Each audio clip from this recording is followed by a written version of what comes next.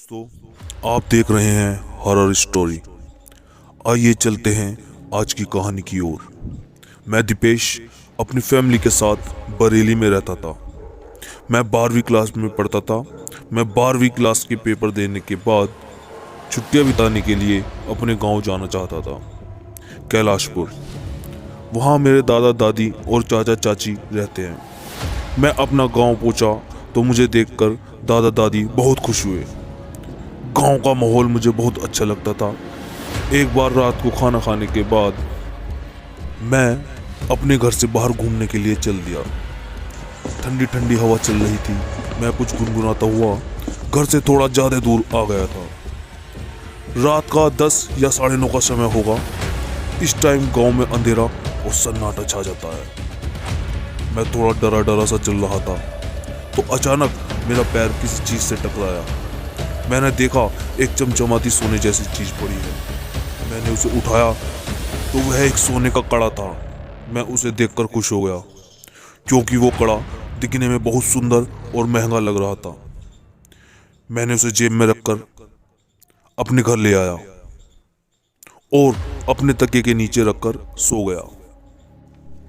रात के करीब 2 बजे मुझे किसी औरत की हंसने की आवाज़ आई। मैं एकदम हड़बड़ाकर उठा तो देखा वहाँ कोई भी नहीं था। मैं थोड़ा घबराया हुआ था। फिर उसके बाद मुझे नींद नहीं आई। मैं हल्की हल्की नींद में था तो मुझे दरवाजे के खटखटाने की आवाज़ आई। मैंने देखा कि बाहर से कोई गेट खटखटा रहा है। मैं डरता डरता अपने बिस्तर से उठा और दरवाज़ा खोलने के लिए गया। मेरे मन में डर भी था और ये भी था कि इस वक्त कौन हो सकता है। मैंने जैसे ही दरवाज़ा खोला तो सामने एक बहुत सुंदर सी लड़की खड़ी है।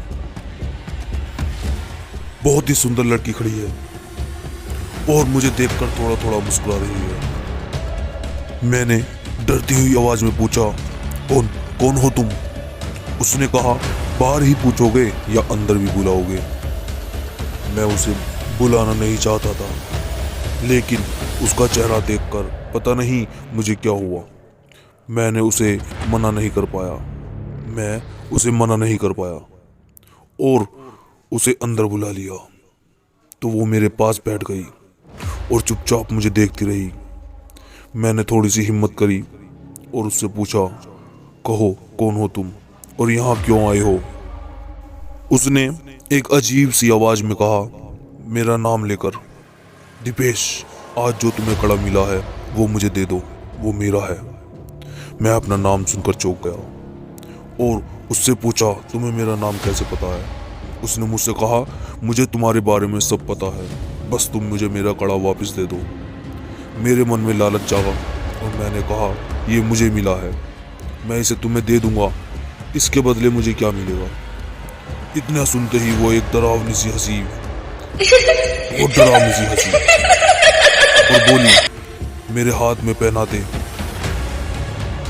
मैं रोज इसी समय इससे भी अच्छे अच्छे गहने और सोना ला कर दूंगी।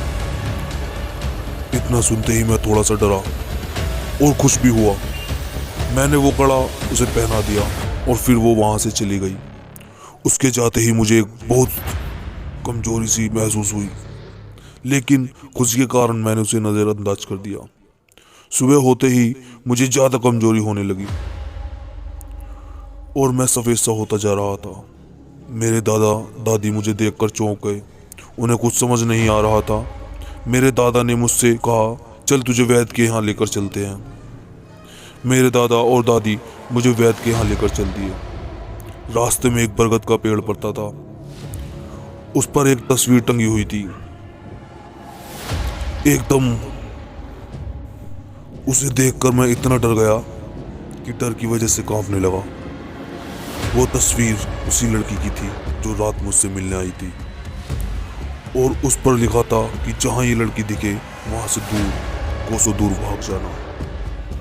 मैंने अपने दादा से कहा कि दादाजी, ये कौन है और किसकी तस्वीर है? मेरे दादाजी ने एक कांपती सी आवाज़ में कहा कि यहाँ से निकल, जब तुझे आकर जाकर बताता हूँ। थोड़ी दूर जाते ही मेरे दादा ने बताया कि ये एक गंदी लड़की थी। गांव वालों ने इसे मार दिया जब से इसकी आत्मा भटक रही है और नौजवान लड़कों को लालच देकर अपना शिकार बनाती है और उसका सारा खून शरीर से निचोड़ लेती है। इतना सुनते ही मुझे चक्कर आने लगा और मैं रोते रहते हुए दादाजी से अपने बारे में और उस लड़की के बारे में सारी बात बताई। मेरे दादाजी को अब समझ आ गया था कि मैं सफ़ेद क्यों पड़ रहा हूँ और कमज़ोर क्यों होने लगा हूँ। मेरे दादाजी ने मुझे तुरंत किसी पास के ओझा के पास लेकर गए। ओझा ने मुझे देखते ही कहा कि कोई लड़की मिली थी।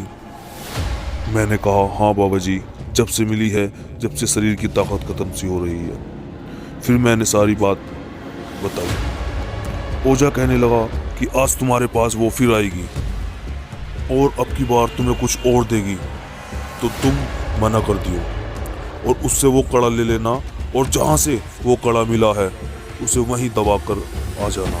लेकिन ध्यान रहे, आते हुए जाते हुए पीछे मुड़कर नहीं देखना, कोई आवाज़ दे तो भी नहीं रुकना। इतना सुनकर दादाजी और मैं वहाँ से चल दिए। आज जैसे जैसे दिन ढल रहा था वैसे वैसे मेरे दिल की धड़कन बढ़ती जा रही थी और उसके साथ डर भी बढ़ रहा था।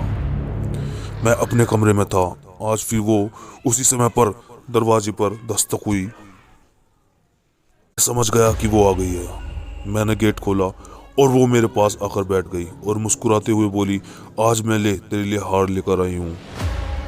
मैंने डरते डरते उसे मना कर दिया और कहा कि वो कल वाला कड़ा मुझे दे दो, जब ही इसे लूँगा। वो एकदम भयानक सी मुझे देखती रही और उसने मुझे कड़ा दे दिया और कहा कि कल हम दोनों आखिरी बार मिलेंगे, एक बार और मिलना होगा हमारा, फिर उसके बाद नहीं मिलेंगे। मैं चुपचाप हैरान सा उसकी हाँ में हाँ करता गया। उसके जाते ही मैंने हिम्मत करी और उस कड़े को लेकर वहीं गया जहाँ से वो मुझे मिला था। उसने मुझे बहुत पीछे से आवाज़ दी, बहुत डराया, लेकिन मैं नहीं रुका। उनने मेरे रिश्तेदारों की आवाज़ तक में मुझे आवाज़ देकर रोका, लेकिन मैं नहीं रुका और मैंने वो कड़ा वहीं दबा दिया जहाँ से मुझे मिला था।